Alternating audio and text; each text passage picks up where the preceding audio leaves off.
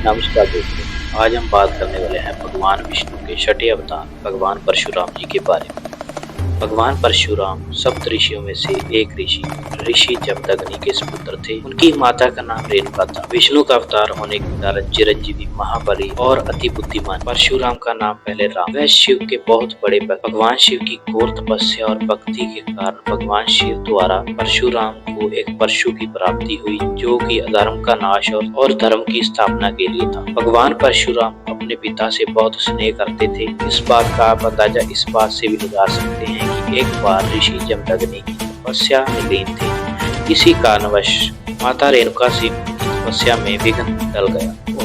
तब ऋषि जमदग्नि ने अपने 5 पुत्रों को रेणुका का वध करने के लिए कहा, जिसमें से सिर्फ भगवान परशुराम जी ने बिना कोई सवाल किए माता रेणुका का गला काटा। इस बात से ऋषि जमदग्नि बहुत खुश हुए और उन्होंने भगवान परशुराम को वर मांगने के लिए कहा। तब भगवान परशुराम ने अपनी माता को फिर से जिंदा करने का वर मांगा। उस समय पर एक और नाम बहुत प्रचलित था, राजा कार्तिवीर, जहाँ हम लोग उन्हें जानते हैं सहस्त्रबाहु के नाम से। सहस्त्रबाहु उनका नाम हजारों भुजाओं के कारण पड़ा था। वह एक पराक्रमी, बलशाली राजा थे। इसी बल के कारण उनमें अहंकार की भावना उत्पन्न हो गई। राजा अर्जुन ने ऋषि जमदग्नि के आश्रम से कामधेनु गायें को चुरा लिया। कामधेनु गायें हर इच्छा को पूर्ण करने में समर्थ थी और आश्रम के रीति रिवाजों में भी काफी ज्यादा योगदान था। भगवान परशुराम को ये अन्याय लगा तो उन्होंने बदला लेने के लिए सहस्त्रबाहु से युद्ध लड़ने की ठानी और युद्ध में सहस्त्रबाहु की मृत्यु हो गई। सहस्त्रबाहु के पुत्रों ने इसको अन्याय समझा और बदला लेने के लिए ऋषि जमदग्नि के शरीर को तहस नहस कर दिया और जमदग्नि को मृत्यु के घाट उतार दिया। इस घटना से भगवान परशुराम बहुत क्रोधित हुए,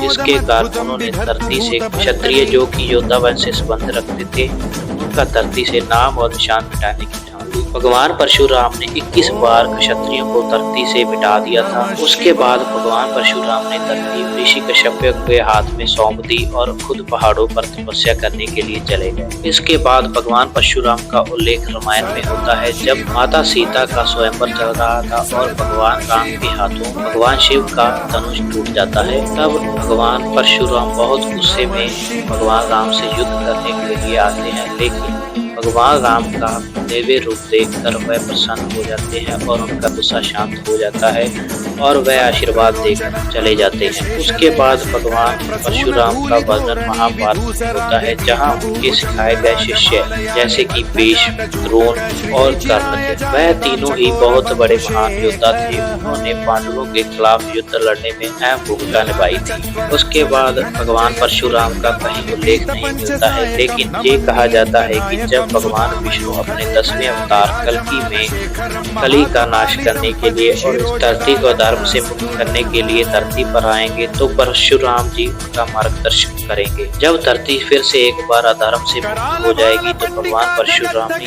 आदि सप्त ऋषियों में से एक ऋषि के तौर पे निभाएंगे। ये वीडियो देखने के लिए आपका बहुत बहुत धन्यवाद। प्लीज लाइक और सब्सक्राइब करें बिना ना जाए और ये वीडियो शेयर भी करें। ऐसे ही नए नए और कंटेंट देखने के लिए लाइक, सब्सक्राइब करें और बेल आइकन